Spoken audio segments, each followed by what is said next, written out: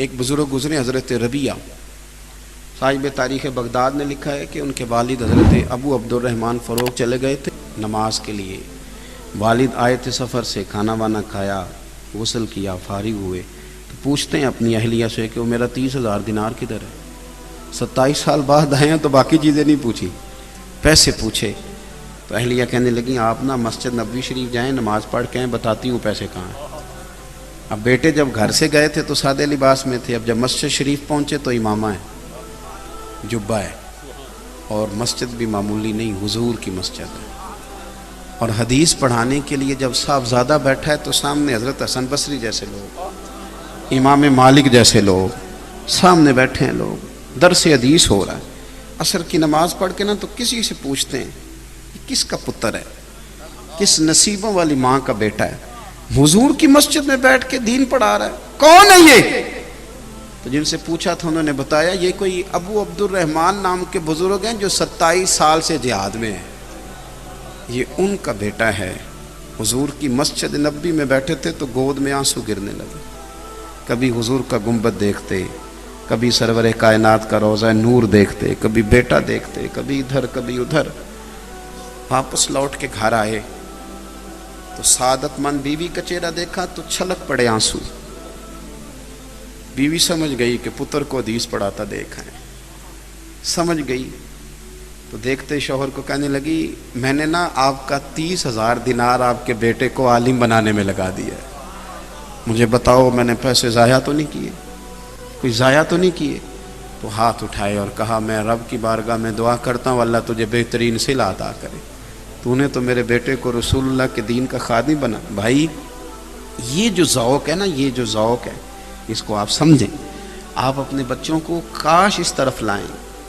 میں نا تراویح ایک جگہ بڑی جلدی تھی، بات میری ختم ہو گئی بس میں سمیٹنے لگا ہوں، ایک جگہ بڑی جلدی تھی تو تراویح کے لیے کھڑا ہو گیا تو بالکل میرے ساتھ جو صاحب کھڑے تھے وہ تراویح میں رو رہے تھے، تو میرے دل میں خیال آیا کہ جو سورہ ابراہیم کی تلاوت ہو رہی تھی تو بعض جگہ ایسی آیات تھیں تو میں نے سمجھا کہ شاید قرآن مجید کے درد کے ساتھ یہ رو رہے ہیں، تو تکمیل پر نہ میں نے ان سے کہا کہ اللہ تعالیٰ آپ کو صبر دے، تو آپ بڑا رو رہے ہیں، تو وہ کہنے لگے کہ مولانا یہ جو تراویح پڑھا رہا میرا بیٹا ہے، پہلا مصلی سنا رہا، تو میری نہ میں آپ کو بتا نہیں رہا کہ میری اس وقت کیفیت کیا ہے کہ میرا پتر قرآن جی سنا رہا ہے، میرا بیٹا قرآن شریف سنا رہا ہے۔ آپ ذوق بنائیں دین کا، آپ اپنے بچوں کو اس طرف مائل کریں اور خود سرپرستی کر کے آپ اس طرف لائیں۔ آپ کا بیٹا جب پڑھتا ہے نا اس طرف آتا ہے تو کمال ہو جاتا ہے۔ آخری بات طالب علموں سے کرنے لگا ہوں، میرے عزیزوں میں بھی طالب علم ہوں، آپ بھی طالب علم ہیں، دین بڑا غیرت مند ہے، یہ کسی کا محتاج نہیں ہے، اللہ بڑے بڑے نالائقوں سے کام لے لیتا ہے۔ یاد رکھنا کام میں دو ہی چیزیں شرط ہیں، ایک آپ کی محنت، دوسرا آپ کا اخلاص۔ اگر یہ دو چیزیں آپ کے پاس موجود ہیں تو کوئی چیز سامنے رکاوٹ نہیں بنتی، اللہ راستے بنا دیتا ہے اور بڑی آسانیاں کر دیتا ہے۔ اور ایک بات اور یاد رکھنا کہ قابلیت بھی بڑی ضروری ہے پر قبولیت اس سے بھی زیادہ ضروری ہے، قبولیت کی بڑی ضرورت ہے۔ قبولیت ہو جائے نا، ملا فضل اور فیضی بڑے پڑے ہوئے تھے، آپ کبھی سنیں گے اساتذہ کرام سے، تو اتنا حافظہ تھا کہ کوئی قصیدہ لکھ کے لاتا تھا نا بادشاہ کا، تو چھوٹا بھائی ایک دفعہ کوئی چیز سنتا تھا تو یاد ہو جاتی تھی، تو بڑا 2 دفعہ سنتا تھا تو یاد ہو جاتی تھی۔ کوئی قصیدہ لکھ کے لایا، اس نے سنایا تو چھوٹا کہنے لگا جی بادشاہ تو جھوٹ بول رہی ہے، تو میرے شعر ہیں۔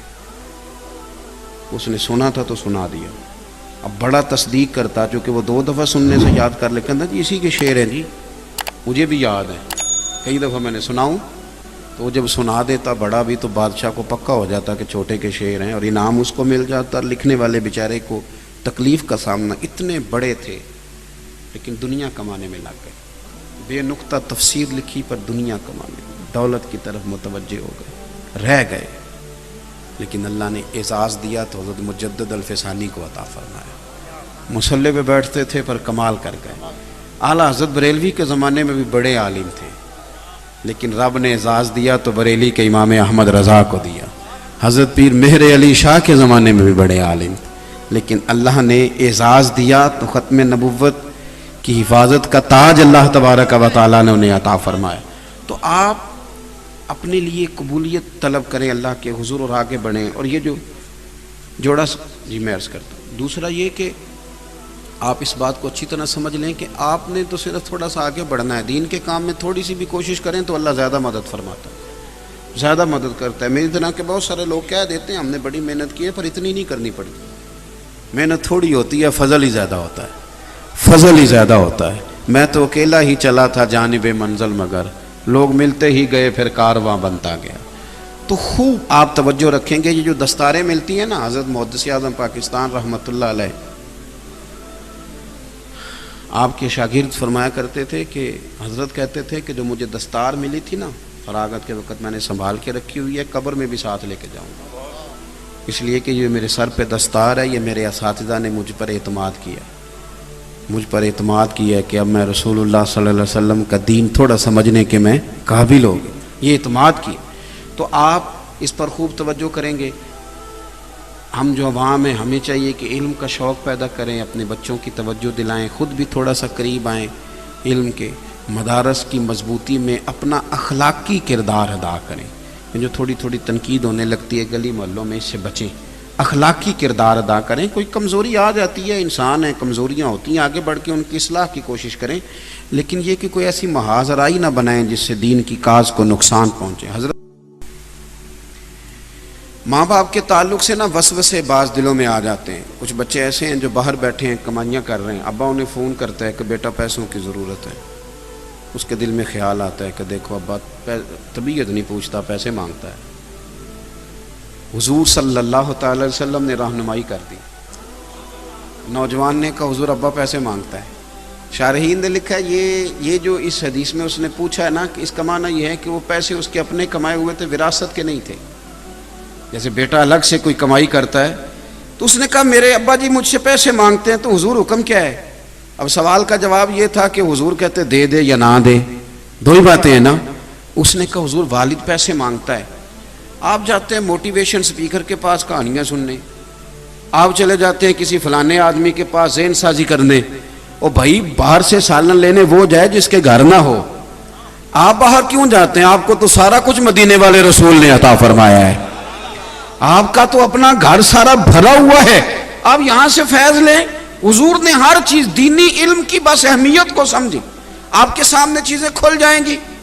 سرور کون مکان صلی اللہ علیہ وسلم سے پوچھا حضور میرے والد صاحب پیسے مانگتے ہیں, حکم کیا ہے؟ تو نبی کریم صلی اللہ تعالی علیہ وسلم نے فرمایا تو حکم پوچھتا ہے دوں کہ نہ دوں؟ فرمایا انت و مالک لیبیک. آپ کبھی اس حدیث کے پیرے پہ غور کر لینا تو آپ کو نا باپ سے عشق ہو جائے گا, یعنی آپ غلام بے دام ہو جائیں گے. اس نے کہا حضور ابا پیسے مانگتا ہے, دوں کہ نہ دوں؟ تو حضور نے فرمایا تو بھی اپنے ابے کا ہے, تیرا سارا مال بھی تیرے باپ کا ہی ہے. آپ کی ذہن سازی کرے گا دین. آپ دیکھنا تو کہتا 3 سال کام کیا ہے, 4 سال کام کیا, تھک گیا ہوں, پڑھ میرے نبی پاک کی حدیثیں, تجھے سوکھ کے ساتھ سویا کرے گا, تجھے محنت کرنے میں مزہ آنے لگے گا, تجھے سرور آنے لگے گا. سرور کائنات علیہ الصلوۃ والسلام کی خدمت میں عرض کی حضور دعا کریں گے تباہ ہو جائیں. نبی کریم نے ہدایت کی دعا کر کے کہا زید میں ان کے لیے تباہی کی دعا نہیں کروں گا, اگر یہ نہیں نہ مانتے تو مجھے امید ہے ان کی آنے والی نسلیں میرا کلمہ پڑھ جائیں گے. مجھے بتائیں یہ بات جب کسی کے ذہن میں بیٹھ جائے تو وہ ذرا ذرا سی بات پہ گھبرائے گا, مجھے کہے گا فلانا نہیں سنتا, فلانا میری بات نہیں سنتا. پھر بوڑھے بزرگ مایوس ہوں گے. آپ دین کے قریب آئیں, آپ سرور کائنات صلی اللہ تعالی علیہ وسلم کے دین کو سمجھیں, حضور کے ارشادات سے روشنی لیں, اور پھر یہ جو دین کا علم ہے نا اس کی اہمیت کو آپ سمجھیں. ہمارے ہاں نا ایک طبقہ ادیبوں کا ہے, شاعروں کا ہے, ایک بیوقوف سے سیاستدان ہے, اللہ ماشاء اللہ. سب کو نہیں میں کہہ رہا, پر جتنے ہیں ان اتنوں کو تو کہنے دو نا, جتنے ہیں اتنوں کو تو کہنے دو نا. یہ نئی نئی کہانیاں سناتے ہیں, معاذ اللہ کہتے ہیں سارے رنگ ہی اللہ کے, سارے روپ ہی اللہ کے. یہ کہانیاں کہتے ہیں دیکھو جی جو جس کو پکار رہا ہے کسی نہ کسی رنگ میں اللہ کو پکار رہا ہے. تو خدا کے بندو اگر سارے روپ ہی اللہ کے تھے تو حضور بتوں کے خلاف جہاد کیوں کرتے رہے؟ آپ دین کی اتنی بڑی بات کو, عقیدہ توحید کو, اس رنگ میں آپ لے رہے ہیں. اب ان کو سپورٹ کیا کن لوگوں نے؟ جو ملنگ کہلاتے تھے. کہتے ہیں ساڑھے پیر صاحب درویش نے, وہ تقریر نہیں کرتے, تقریر کرنے لیا نہ ہوتے مولوی صاحب رکھے نے. میں کیوں کر دے تاں نہیں, انہوں نے آؤندی نہیں, آؤندی ہوندی تو مڑدے کدے نہ. انہوں نے کو کچھ پڑھن تاکہ تقریر ناراض ہو گیا ہو. اللہ آپ کو خوش رکھے. میں صحیح کہہ رہا ہوں, یعنی کرامت پیر صاحب بتائیں گے اور مسئلہ مفتی صاحب بتائیں گے. کیسا انوکھا تقسیم کا طریقہ ہے. دعا پیر صاحب فرمائیں گے اور جمعے کا خطبہ مفتی صاحب. یہ کیا بات ہوئی بھائی؟ وہ ملنگ کیا کرتے ہیں, وہ کہتے ہیں مولویوں کی پتہ ہو گئی, آپ ہمارے پاس آئیں, ہم آپ کو 2-3 سٹوریاں سنائیں گے, کوئی آپ کو حیرت انگیز بات سنائیں گے, کوئی کہیں گے نہیں بیٹا معرفت اور چیز کا نام ہے, تھوڑا سا آپ کو فلسفہ دے کے لاجک دے کے الجھائیں گے, کہانی ختم ہو جائے گی. کائنات میں سب سے زیادہ حسن اسی معرفت میں ہے جو مدینے والے رسول نے عطا فرمائی ہے. اور جہاں تک بات اہل ذکر کی ہے اس کا ہم انکار نہیں کرتے. اللہ والوں کے تو ہم خادم ہیں, جاروب کاش ہیں. لیکن آپ سنیے رسول کریم کا جو طریقہ ہے, علم کے ساتھ حضور کا جو شغف ہے. آج نا لوگ خطباء کو جانتے ہیں, واعظین کو جانتے ہیں, یا جو سوشل میڈیا پہ لڑائیاں کر رہے ہیں ان کو جانتے ہیں. میں جاتا ہوں اجتماعات میں تو لوگ کہتے ہیں مولوی لڑ رہے ہیں, تو میں نے کہا آپ نے دیکھا ہی 5-6 مولوی ہیں. ہمارے تو سینکڑوں شیوخ الحدیث ہیں جو بیٹھ کے توجہ کے ساتھ رسول اللہ کا دین پڑھا رہے ہیں, توجہ کے ساتھ. آپ نے 4 بندے دیکھیں, آپ پریشان ہو گئے, آپ نے دیکھا ہی نہیں. کبھی آپ کھڑکی کھول کے پیچھے دیکھیں, سبزہ بڑا شاندار ہے. اور یہ جو آپ مایوس ہے نا کہ پتہ نہیں کیا بنے گا, کچھ بھی نہیں ہو رہا, آپ بے فکر رہیں. درجنوں سینکڑوں لوگ بیٹھے جو صبح سے شام تک مدینے والے کا دین پڑھاتے ہیں اور خلوص کے ساتھ پڑھاتے ہیں, اور انشاءاللہ یہی چراغ جلے گا تو روشنی ہوگی. میرے عزیز آپ میری بات پہ غور کریں. حضور مسجد میں تشریف لائے, اس طرف بھی لوگ بیٹھے تھے, اس طرف بھی لوگ بیٹھے تھے. ایک طرف اللہ کا ذکر ہو رہا تھا, ایک طرف ایک شخص بیٹھ کے دین کی بات کر رہا تھا. حضور دونوں مجلسوں کے بیچ کھڑے ہو گئے, فرمایا دونوں ہی خیر والی ہیں, یہ بھی خیر والی, یہ بھی خیر والی. اور میں کہا کرتا ہوں تدریس کرنے والا پریشان نہ ہو کہ خطیب کی بلے بلے زیادہ ہے, واعظ کو زیادہ لوگ جانتے ہیں, وہ بھی پریشان نہ ہو. کریم نے کتنا کرم کیا, ادھر بھی دیکھا ادھر بھی دیکھا, فرمایا مجلسیں دونوں خیر والی ہیں, پر انی بعثت معلماً, مجھے تو رب نے استاد بنا کے بھیجا ہے نا, میں تو معلم ہوں نا. یہ لفظ کہتے کہتے حضور علم والی مجلس میں بیٹھ گئے, اس مجلس میں جہاں دین کی بات ہو رہی. تو اس اہمیت کو سمجھیں, دینی علم کی اہمیت کو سمجھیں. پھر جو آیت میں نے پڑھی, اللہ کریم نے فرمایا انما یخشی اللہ من عبادہ العلماء, اللہ کے بندوں میں سے جو عالم ہیں وہ اللہ سے ڈرتے ہیں. عالم پیر بن بھی جائے نا تو اس کی زیادہ کرامتیں نہیں ہوتی, اس نے کو بات سنانی ہے تو سوچ سمجھ کے ہے نا. تو جاہل جو ہوتا ہے اس کو تو عام اجازت ہے نا جو مرضی کہتا رہے.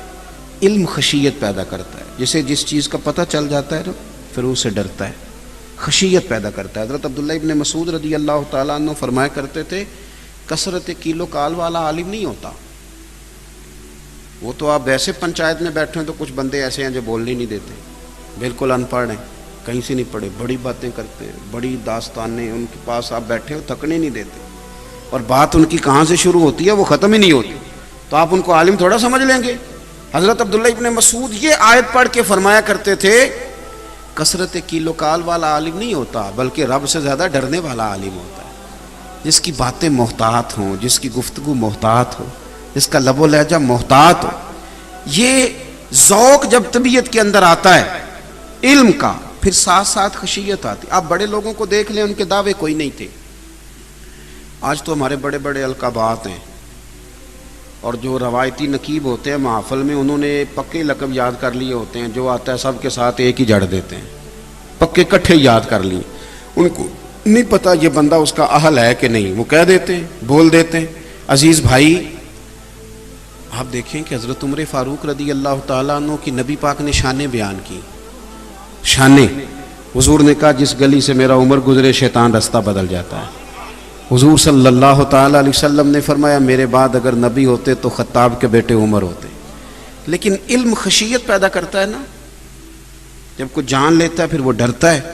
حضور نے ان کی شانیں بیان کی, انہوں نے ساری زندگی ایک ہی بات کی, لوگوں میں اونٹ چرانے والے کا بیٹا, میں اونٹ چلانے والے کا بیٹا, مجھ سے تو 10 اونٹ نہیں سنبھالے جاتے. اب خشیت آ گئی ہے نا, اب مزاج اور ہو گیا, اب ذہن سازی اور طرح کی ہو, مزاج اور جب آپ کے اندر خشیت آنے لگتی ہے، خشیت، پھر آپ کے اندر وہ قرار آتا ہے، قرار، کہ آپ محسوس کرتے ہیں کہ اب نہ میرے لیے عمل کرنا آسان ہو گیا، اب ایسا نہیں ہے کہ میں لفظوں میں کچھ اور کہتا ہوں اور عمل میرا کچھ اور ہے، پھر آسانی سے انسان عمل کرنے لگتا ہے۔ دینی طالب علم جو ہیں اور عام عوام جو ہے، ہم سب کے لیے یہ ضروری ہے کہ دین کے علم کی طرف جب ہم توجہ کریں تو اس نیت سے کریں کہ ہم نے اس پر عمل کرنا ہے۔ ہمارے ہاں زیادہ تر بحث ہوتی ہے، ہم کہیں سے کوئی بات سنتے ہیں، پھر جا کے اپنے محلے کے امام کو کہتے ہیں کہ آپ نے تو یہ بات کبھی نہیں سنائی، تو یہ دیکھیں آج میں نیا مسئلہ سن کے آیا ہوں۔ وہ معاملات جن کے اندر گنجائش ہے، مستحبات ہیں، وہ کہیں کرتا دیکھ لیں تو آ کے ہم اپنے امام کے ساتھ بحث شروع کر دیتے ہیں۔ یہ لڑائی نہیں کریں، آپ علم کا ذوق پیدا کریں، اور اس لیے نہیں کہ بحث کرنی ہے۔ نبی پاک صلی اللہ علیہ وسلم نے فرمایا جس نے علم اس لیے حاصل کیا کہ جاہلوں پہ رعب جمائے گا یا علماء سے بحث کرے گا، اسے تو اللہ جنت کی خوشبو بھی نہیں دے گا۔ آپ عمل کے لیے علم حاصل کریں، عمل کے لیے، اور شوق کے ساتھ، شوق کے ساتھ۔ آپ یہ جو معرفت ہے نا ساری کی ساری، اور یہ جو دل کا نور ہے، یہ سارا رسول اللہ صلی اللہ تعالی علیہ وسلم کے دیے ہوئے علم کے ساتھ وابستہ ہے۔ اگر قرآن و سنت کے آپ قریب ہوتے جائیں گے تو دل روشن ہوتا جائے، یہ بھی ایک تڑپ ہے اگر لگ جائے، یہ بھی ایک ذوق ہے اگر پیدا ہو جائے، یہ بھی یہی ہمارے صوفیہ کرتے تھے۔ وہ دور دراز جاتے تھے، علم حاصل کرتے تھے، پیاس بجھاتے تھے۔ کچھ لوگ حنفی ہوئے، کچھ حنبلی ہوئے، کچھ شافعی ہوئے، کچھ مالکی ہوئے، کچھ چشتی ہوئے، کچھ قادری ہوئے، کچھ نقشبندی ہوئے، کچھ سہروردی ہوئے، کچھ کا مشرب طریقت کے لحاظ سے نقشبندی چشتی رہا، کچھ کا مذہب فقہ کے لحاظ سے کچھ ہوا۔ اب اس میں بہت سارے لوگ کہتے ہیں کہ سارے ٹھیک تھے، تو پھر یہ کہ الگ الگ کیوں تھے؟ تو میں کہتا ہوں بھائی اپنی اپنی طبیعتیں ہوتی ہیں۔ کچھ لوگوں کو ایلوپیتھک دوائی سے آرام آتا ہے، اور کچھ کہتے ہیں میرا گزارا ہی ہومیوپیتھک سے چلتا ہے، اور کچھ کہتے ہیں تم دونوں ہی چھوڑو، کوئی اچھا حکیم بتاؤ کہاں ملتا ہے۔ تو جس قسم کی طبیعت ہوگی آپ اس قسم کے حکیم کے پاس چلے جائیں گے۔ یہ سارے ٹھیک ہیں، طبیعتوں کا، مزاجوں کا معاملہ تھا، تو اللہ تبارک و تعالیٰ نے ان سب کو حق والا بنایا۔ اب کوئی آدمی دور دراز چل کے گیا ہے، اس نے جا کے وہاں سے فیض پایا تو بڑی اچھی بات ہے، اس کا حصہ وہیں تھا۔ حضرت بقی الدین ابن مخلد، علم کی تڑپ پیدا ہو گئی دل میں۔ ہمارے طلباء نا، اب طالب علموں سے تو آج پیار کا دن ہے نا جی، لیکن چلو پیار کی بات ہی ہے یہ بھی۔ ہمارے طلباء ہوں یا کسی طریقت سے وابستہ لوگ ہوں، یا کسی جگہ جمعہ پڑھنے والے ہوں، یا کسی بھی شعبے سے تعلق رکھنے والے لوگ، ہمارا مزاج یہ ہوتا ہے کہ جو چیز ہمارے پاس ہوتی ہے وہ نہیں صحیح لگتی، اور جو ہم سے دور ہوتی ہے وہ ذرا زیادہ ٹھیک لگتی ہے۔ مزاج ہوتا ہے، جس چیز کی جو چیز قریب آ جائے نا اس کی قدر آہستہ آہستہ کم۔ جو لوگ یہاں سے گئے ہیں نا سعودی عرب اور خانہ کعبہ کے قریب، انہوں نے رہائشیں کر لی ہیں، وہ زیادہ طواف نہیں کرتے۔ میں نے بھی ایک دو سے پوچھا کہ آپ آئے نہیں شام میں وہاں، تو کہنے لگے وہ ہم تو کرتے رہتے ہیں، ہم نے کہا دوسروں کو بھی موقع دینا چاہیے۔ اسی لیے شاید امام اعظم ابو حنیفہ رحمۃ اللہ علیہ منع کرتے تھے کہ حرم میں رہائش نہ کرو، تم قدر نہیں کر سکو گے۔ یہاں وہ آدمی رہائش کرے۔ حضرت عمر فاروق رضی اللہ تعالیٰ عنہ حج کے بعد درہ اٹھا لیتے تھے، فرمائے حج ہو گیا آپ گھروں کو جاؤ، زیادہ وقت گزارو گے تو قدر کھو دیتا ہے یہ نظام۔ تو بھائی ہمارا مزاج ہوتا ہے، کئی دفعہ طلب پیدا ہو جائے نا طبیعت میں، ہمارے طالب علموں کا وہ خاص ذوق بنے نا علم حاصل کرنے کا، وہ شوق، تو اگر آپ کے اندر شوق زیادہ ہو تو آپ استاد کے سینے سے بڑا کچھ کھینچ سکتے۔ عام آدمی کا اگر طلب کا ذوق زیادہ ہو نا، وہ کئی دفعہ سوال کرتا ہے تو بڑا کچھ لے لیتا ہے، وہ حاصل کر لیتا ہے۔ کئی عام آدمی ہوتے ہیں وہ ویسے ہی علماء کے پاس اٹھتے بیٹھتے ہیں، لیکن بڑا خاص نقطہ کئی دفعہ دے جاتے ہیں، اس لیے کہ انہوں نے ذوق سے سیکھا ہے، توجہ سے بات سنی ہے، ان کے پاس بات آ جاتی۔ بقی الدین ابن مخلد کہتے ہیں میرے دل میں علم کا شوق پیدا ہوا تو میں بغداد گیا امام احمد بن حنبل کے پاس، اور اتنا میں نے سفر کیا کہ مہینہ بھر میں نے ڈھب سے روٹی نہیں کھائی، علم کے لیے نکلا۔ یہاں تو آج کل مرید آنے سے پہلے فون کرتا ہے کہ تیاری کر لو پیر صاحب میں آ رہا ہوں، پہلے سے فون جاتے ہیں، بڑے معاملات۔ کرم کا صدقہ طلب تھی نا کہ میں نے کچھ لینا ہے۔ میں نے لوگوں سے پوچھا امام صاحب کا گھر کہاں ہے؟ انہوں نے کہا ہم بتا نہیں سکتے۔ میں نے ایک شخص کی منت کی، چل یار مہربانی کر تھوڑا بتا۔ یہ جو بہت زیادہ اللہ تعالیٰ کسی کو عزت دیتا ہے نا، یہ تو کسی وقت جا کے آتی ہے۔ یہ جو پرانا وقت ہوتا ہے آزمائشوں کا، وہ تیری آنکھ ہو یا سنگ ملامت کی چبھن، کون پہنچا ہے میرے درد کی گہرائی تک، دور شہرت میں تو یاروں نے کیا یاد بہت، اور ساتھ آیا نہ کوئی کوچہ رسوائی تک، اور درویش نے کہا تھا ساری عمر یہ آٹا گد ہے، لکھاں کیتے نہیں پیڑے، اب وقت آیا ہی تے محمد بخشا، کوئی نہیں ہو بیٹھا نیڑے، کوئی نہیں بات سنتا۔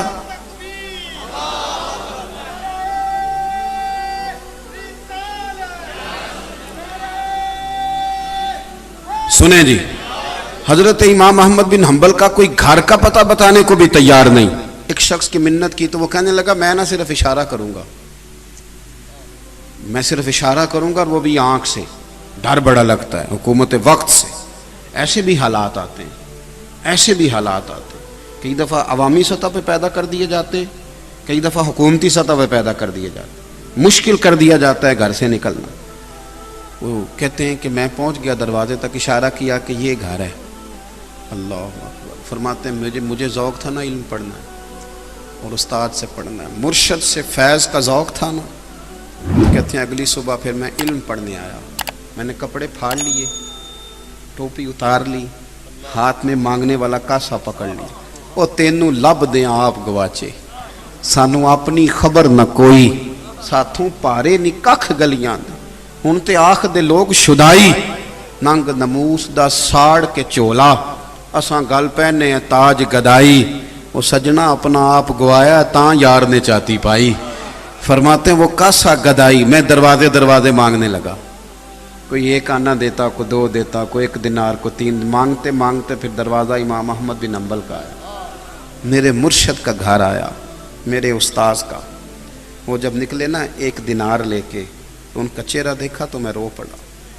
میں نے عرض کی حضور دینار نہیں، میں تو آپ سے حضور کی حدیث سننے آیا، آپ نہ یہیں کھڑے کھڑے 2 منٹ میں جو آپ سے ہو سکے مجھے پڑھا دیا کریں، سونیا میں روز خیرات لینے آؤں گا، میں روز خیرات لینے آؤں گا، میں مانگوں گا، مہربانی کرنا، میں بھوک کاٹ لوں گا، پتے کھا لوں گا، پر میں یہاں آ کے نا آپ سے پڑھا کروں گا۔ ابن مخلد کہتے ہیں کہ میں روز مانگنے جاتا، میں روز مانگنے جاتا، سوالی بن کر خیرات لینے جاتا، میں نا ان کے دروازے پہ جا کے صدا لگاتا، وہ باہر آتے، 1 دینار بھی دیتے اور حضور کی 3 حدیثیں بھی پڑھاتے۔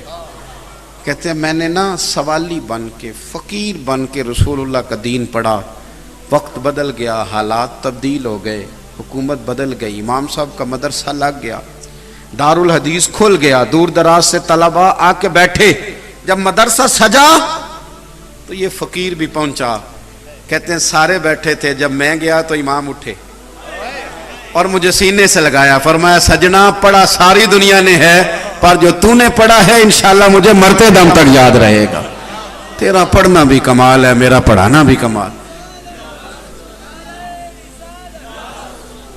آپ نا اپنی طبیعت میں وہ شوق تو لائیں، وہ ذوق تو پیدا کریں۔ دیکھیں نا کئی دفعہ نا ادائیں اس طرح کی ہوتی ہیں، ادائیں۔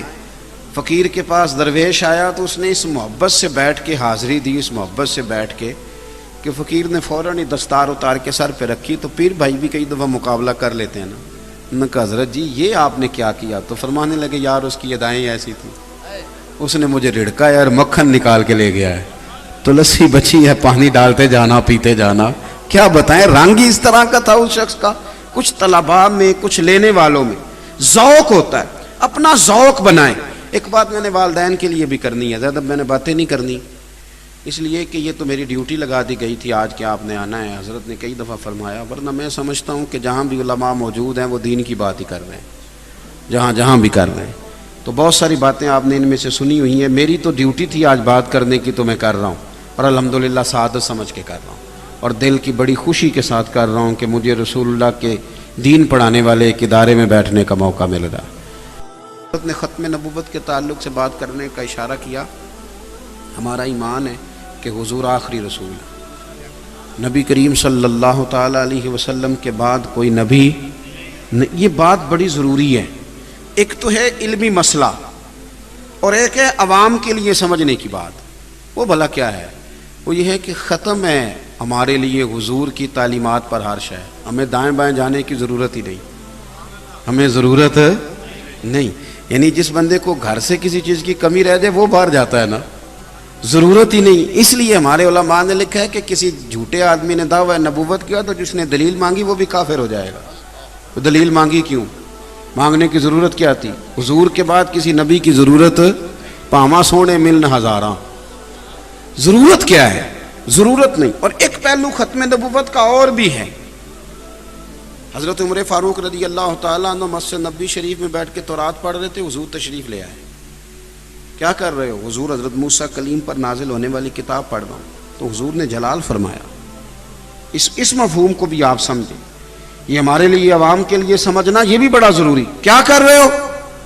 یا رسول اللہ حضرت موسیٰ کلیم پر نازل ہونے والی کتاب پڑھ رہا ہوں. تو حضور نے اظہار ناراضگی فرمایا. حضور فرمانے لگے عمر اگر حضرت موسیٰ علیہ السلام حیات ظاہری میں ہوتے تو میرا کلمہ پڑھ کے میرے قرآن کی تلاوت کرتے. تمہیں دائیں بائیں جانے کی اجازت ہے. آپ دیکھیں نا حضور نے نام لے کے کہا. ہم نا اپنی مخصوص تہذیب رکھتے ہیں مسلمان، مخصوص تھوڑا سا بھی ادھر ادھر جانے کی ہمیں اجازت. یہ داڑھی رکھنی ہے نا، مونچھیں رکھنی ہے نا، تو اس میں اتنی دور جانے کی کیا ضرورت ہے؟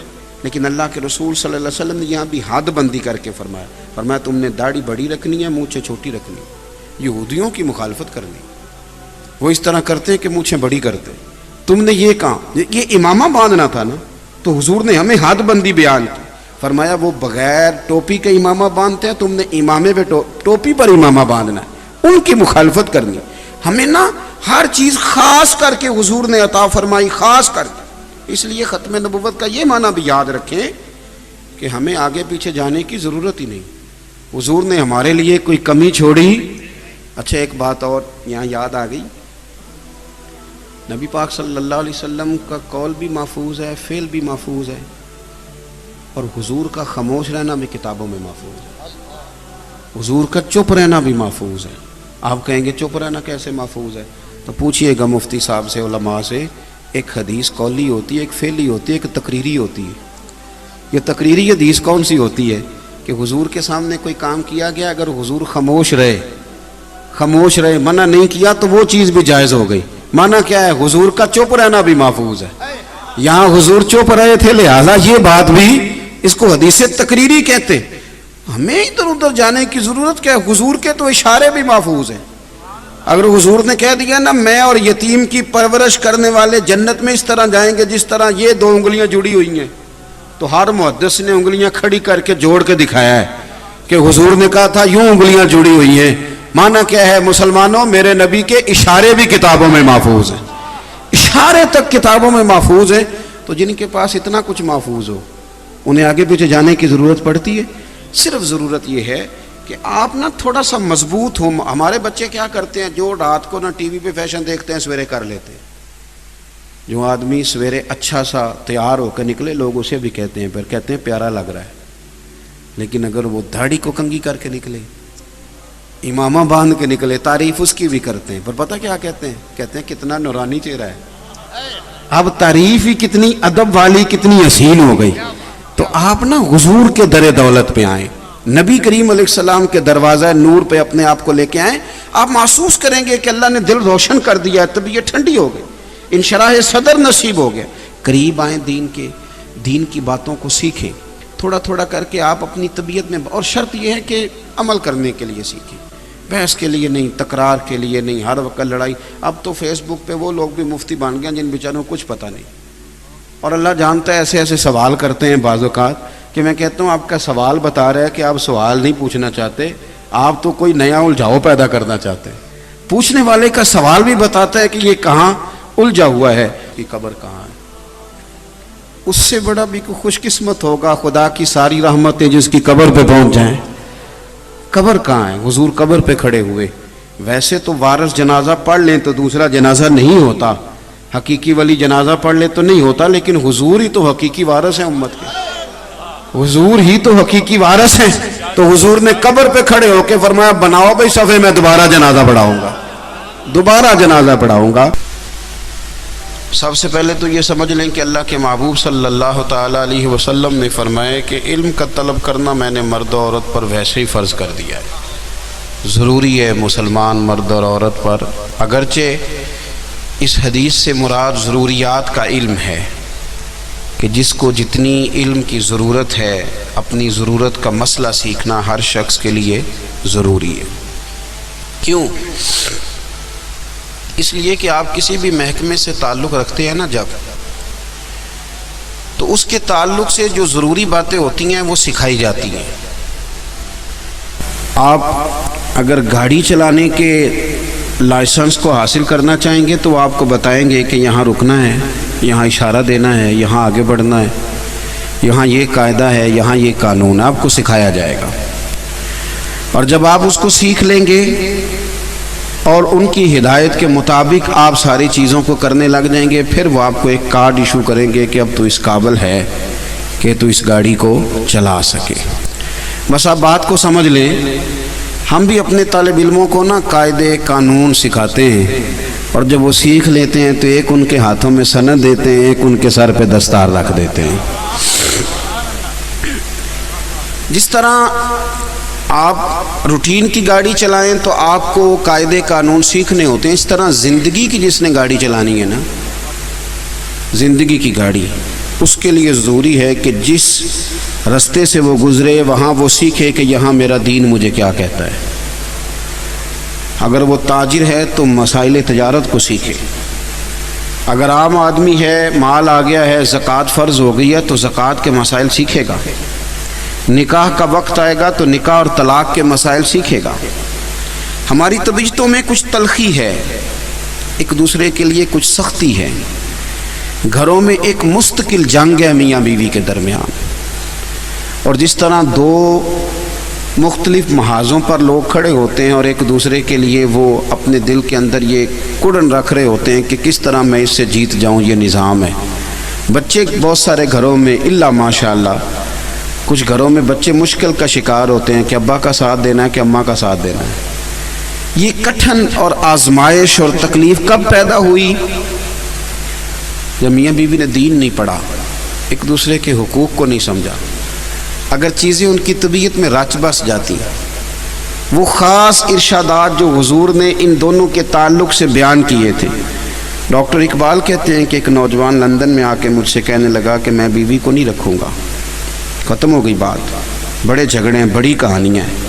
اسے میں نے سمجھایا، سمجھ نہیں آتی تھی، لمبی بات ہے، مقصود اشارہ کرنا ہے۔ کہتے ہیں پھر بڑے لوگوں کے سمجھنے کے باوجود بھی اس نے کیس کر دیا، بات قریب آ گئی تو ایک رات آ کے کہنے لگا نہیں میں نے نہیں طلاق دینی، گھر بسانا ہے۔ کیوں؟ اب کیا ہوا؟ کہنے لگا میں نے مسلمانوں کے نبی کریم علیہ السلام کی ایک حدیث سن لی ہے۔ آپ میری بات پہ توجہ کریں گے میرے عزیز؟ ایک حدیث۔ اقبال کہتے ہیں میں نے پوچھا وہ کون سی؟ تو کہنے لگا میں نے سنا ہے کہ حضور نے فرمایا اپنی بیوی سے بغض نہ رکھو، اگر اس کی ایک عادت ناپسند ہے تو اس پر غور کر لو جو تمہیں پسند ہے۔ تو کہنے لگا میرے ذہن میں یہ حدیث آئی ہے تو یہ تو میرا نا سارا مائنڈ ہی چینج کر گئی ہے، میں تو ایک عادت کی وجہ سے گھر اجاڑنے لگا تھا، حضور نے کریم نے مجھے کہا ہے، کریم نے مجھے کہا ہے کہ ایک عادت اگر تجھے ناپسند بھی ہے تو باقی دیکھنا جو پسند ہیں، تو میں نے فیصلہ کر لیا ہے کہ گھر بچاؤں گا۔ تو اقبال کہتے ہیں میں نے اسے کہا میں بھی تیرا کیس واپس نہیں لوں گا۔ بھئی اب آپ کیوں نہیں لیں گے؟ تو کہنے لگے جس محبوب نے تیرا گھر بچایا پہلے میرے نبی کا کلمہ پڑھ، مسلمان ہو۔ اگر آپ وہ ساری چیزیں ہم سے اگر سارے دن میں 100 لوگ مسئلہ پوچھتے ہیں تو 95 طلاق والے ہوتے ہیں، اور کہتے ہیں 3 دے بیٹھا ہوں، غصے میں دے بیٹھا ہوں۔ حالانکہ طلاق ہوتی غصے میں، رضا میں کب ہوتی ہے؟ ہنسی خوشی تو ہوتی نہیں۔ غصے میں 3 طلاقیں دے لی، اب وہ آ گئے۔ کاش کہ 2 مہینے پہلے ہم نے شیروانی کا آرڈر دیا تھا بیٹے کی، 2 ماہ پہلے فرنیچر والے سے کہا تھا، شادی سے اتنے دن پہلے ہم نے کہا تھا بستر والوں سے تیار کر دو، سب باتیں پہلے کی تھی۔ اگر اسے 2 گھنٹے لاتے نا بچی اور بچے کو کسی دینی استاد کے پاس، کسی معلمہ کے پاس بیٹی کو، اسے کہتے کہ اسے مسائل سکھائیں، اسے مسائل کا پتہ ہوتا، تو وہ 3 بیٹے ہیں بڑے خوبصورت، 2 بیٹیاں ہیں بڑی پیاری، چھوٹے بچے ہیں، لیکن اس نے طلاق دے کے گھر اجاڑ دیا ہے۔ بچوں کو دیکھ کے رونا آتا ہے۔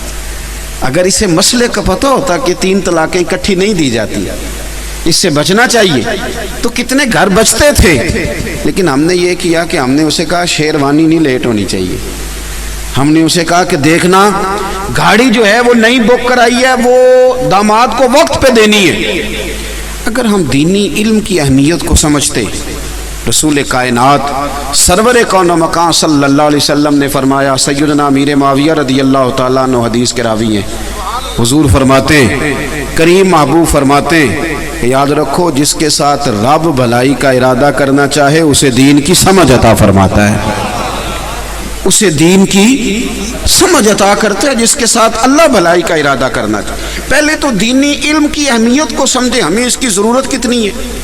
آپ دین سیکھ لیں, کسی سے آپ مسئلہ سن لیں, عمل نہ بھی کریں نا, تو جب آپ وہ کام کرنے لگتے ہیں تو بات ایک دفعہ سامنے ضرور آتی ہے کہ یار یہ میں نے سنا تھا مولانا صاحب, یہ خطیب صاحب نے بات بیان کی تھی. وہ ایک دفعہ آپ کے سامنے ضرور بات آئے گی اگر آپ نے کہیں بات سنی ہو. دین کے علم کی ضرورت کو محسوس کریں, ضرورت کو. اگر آپ کو سمجھ آ جائے, ایک کو ذرا کم کریں گے اس کی, اگر آپ کو سمجھ آ جائے کہ دین کا علم ہمارا نفع کتنا کرتا ہے, ہمارا فائدہ کتنا کرتا ہے, ہمیں اطمینان کتنا دیتا ہے, ہمیں قلبی طور پر راحت کتنی دیتا ہے, سمجھ آ جائے.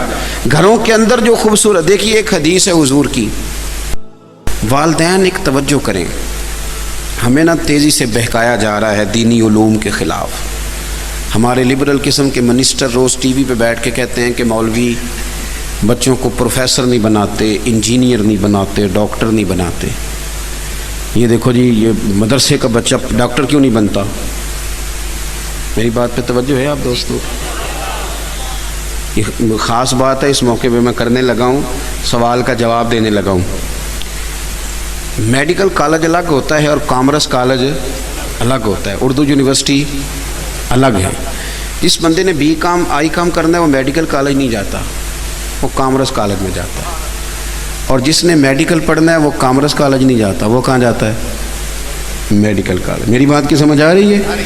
اور جس بندے نے اردو ادب سیکھنا ہے وہ کسی اردو یونیورسٹی میں چلا جاتا ہے. میں اس پر پوری تفصیل ہے, ہمارے ملک میں کس کس شعبے کی یونیورسٹی ہے, میں بات کر سکتا ہوں, لیکن طویل نہیں کرنا چاہتا بات کو. بھائی جو بندہ میڈیکل کالج میں داخلہ لے گا وہ میڈیکل پڑھے گا, وہ باہر آیا ہے تو آپ اس سے پوچھیں, اس نے تو ایم بی بی ایس کرنا تھا تو وہ باہر نکلے تو آپ اس سے پوچھیں کہ ایم کام کر لیا ہے, بی بی اے کر رہے ہو, تو یہ بیوقوفی نہیں بھائی, وہ تو میڈیکل کالج میں تھا, اس نے تو ڈاکٹر بننا تھا. اس سے ایم بی بی ایس کی آپ بات پوچھیں گے, پوچھیں کہ آپ نے کسی شعبے میں اسپیشلائزیشن کر لی ہے, بات ختم ہو گئی. آپ اس سے کامرس کا پوچھیں گے تو وہ ہنسے گا, وہ آپ کو بیوقوف کہے گا, وہ کہے گا میں گیا ہی اس کالج میں تھا, لا کالج میں جانے والا وکیل بنے گا کہ ڈاکٹر بن کے آ جائے گا.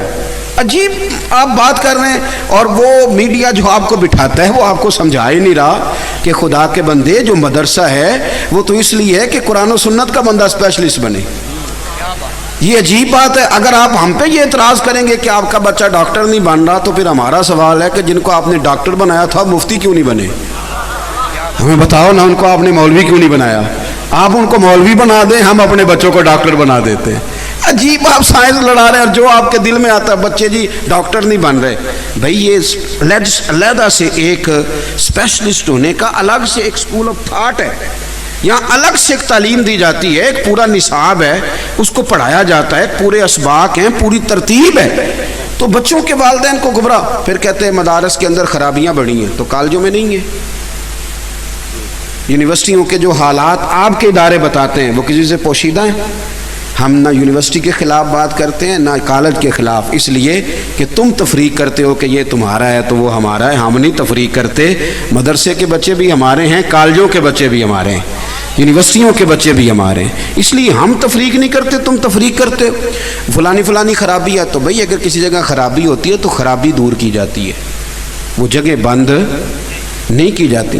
کسی ہاسپٹل میں ڈاکٹر غلط آئے گا تو ڈاکٹر ہٹایا جائے گا, ہسپتال تو نہیں نہ بند کر دیا جائے گا. تو ہم مانتے ہیں مدارس میں کہیں کہیں کمزوریاں ہیں, تو کمزوریاں دور کی جائیں گی کہ مدرسے بند کر دیے جائیں گے.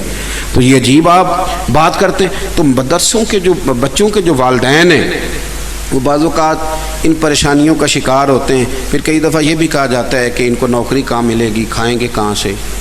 سب سے سونی روٹی مولوی کھاتے. پریشان ہو گئے آپ بات سن کے. سب سے اچھے کپڑے مولوی پہنتے ہیں, سب سے زیادہ عزت وقار آج بھی دین کے لیے میرے کچھ سنگی تھے، مجھے کہا کرتے تھے کہ تو لائق آدمی تھا، تو کس چکر میں پڑ گیا؟ میں انہیں کہتا تھا یار چلو اللہ کام لیتا ہے، لے ہی لے گا نا۔ پھر مجھے کبھی کبھی فون کرتے ہیں، میں نہیں کہتا، خود ہی کہتے ہیں یار جو کام آپ کر رہے ہیں نا اس میں اعزاز بڑا ہے، اس میں اعزاز بڑا ہے، یہ تو وقار والا کام۔ تو ہمیں چاہیے کہ اپنے بچوں کو شوق دلائیں۔ اگر بچہ بھاگتا ہے واپس جاتا ہے 2-3 سال پڑھ کے تو اسے شوق دلائیں، اسے کہیں پتر واپس جائے، اسے مکمل کر۔ آپ شوق پیدا کریں، اور استاد سے زیادہ ماں باپ کارنامہ سر انجام دے سکتے ہیں بچوں کو شوق دلانے کا۔ آپ سرپرستی کریں، آگے بڑھیں، مدرسے کو آ کے دیکھیں کیا پڑھ رہا ہے، کہاں جا رہا ہے، اس کی فائل چیک کریں۔ آپ دین کے ساتھ اتنی بھی وابستگی پیدا کر لو گے نا کہ مسجد میں جھاڑو بھی دو گے تو پھر بھی مدینے والے کرم کرتے ہیں۔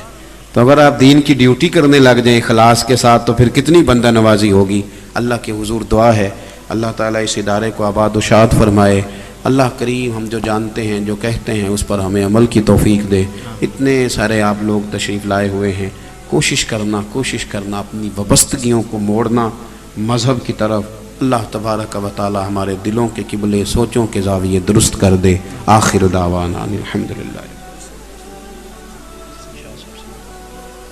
اللہم صلی علی سیدنا و مولانا محمد معدن الجود والکرم وآلہ وبارک وسلم۔ اللہ تعالی ہماری حاضری قبول فرما، ہماری حاضری قبول فرما۔ اللہ تعالی جتنے دوستوں نے دعاؤں کے لیے کہا، بار بار کہا، کسی بھی ذرائع سے کہا، مالک سب کی آرزویں قبول فرما، پریشانیاں دور فرما۔ اے اللہ ہم تیری بارگاہ میں حاضر ہیں، ہمارے گناہ معاف فرما، ہمارے گناہ معاف فرما، ہمارے گناہ معاف فرما، ہماری غلطیوں سے درگزر فرما۔ ہم بھول جاتے ہیں، ہدایت کا رستہ ہمارے لیے واضح فرما۔ نبی پاک صلی اللہ علیہ وسلم کی امت کے حق میں رحمت والے فیصلے فرما، رحمت والے فیصلے فرما، اخوت نصیب فرما، غیرت ایمانی نصیب فرما، جذبہ جہاد عطا فرما، شوق شہادت نصیب فرما۔ کفر اور شرک کے مقابلے میں ہمیں قوتیں عطا فرما، دلوں کے زاویے درست فرما، سوچوں کے زاویے درست فرما۔ مالک بیماروں کو شفا دے دے، مقروضوں کو قرضوں سے رہا کر دے، تنگ دستوں کو وسعت رزق دے دے۔ اللہ صبر، شکر، حوصلہ، تحمل، بردباری، قناعت اور خودداری کی توفیق دے دے، خودداری کی توفیق دے دے۔ ہماری اولادوں پہ رحم فرما دے، اس ادارے کو ہمیشہ ترقیاں عطا فرما۔ جو پڑھ رہے ہیں، فارغ ہو رہے ہیں، انہیں علم نافع عطا فرما، اپنا فضل اور کرم شامل حال فرما۔ ان کے اساتذہ کو، حضرت قبلہ کو، سب کو بہترین صلہ عطا فرما۔ مالک ہم تیرے بندے بھول جاتے ہیں، اللہ ہمارے لیے حق پر استقامت کے موقع عطا کر دے، زندگی تقوی کے نور والی عطا فرما۔ کسی گلی میں کسی جگہ موت کا وقت آئے تو ایمان کی سلامتی عطا فرمانا، دنیا اور آخرت کی رسوائیوں سے بچا کے رکھنا۔ اللہ زوال نعمت سے محفوظ فرما، زوال نعمت سے محفوظ فرما، زوال نعمت سے محفوظ فرما۔ اے اللہ شریروں کے شر سے بچا، حاسدوں کے حسد سے بچا، مفسدوں کے فساد سے بچا، نفس اور شیطان کی شرارتوں سے بچا، وسوسوں کے غالب ہو جانے سے بچا۔ اللہم انا نسألک العفو والعافیۃ فی الدین والدنیا والآخرہ۔ رب اغفر وارحم وانت خیر الراحمین۔ وصلی اللہ تعالی علی حبیبہ سیدنا و مولانا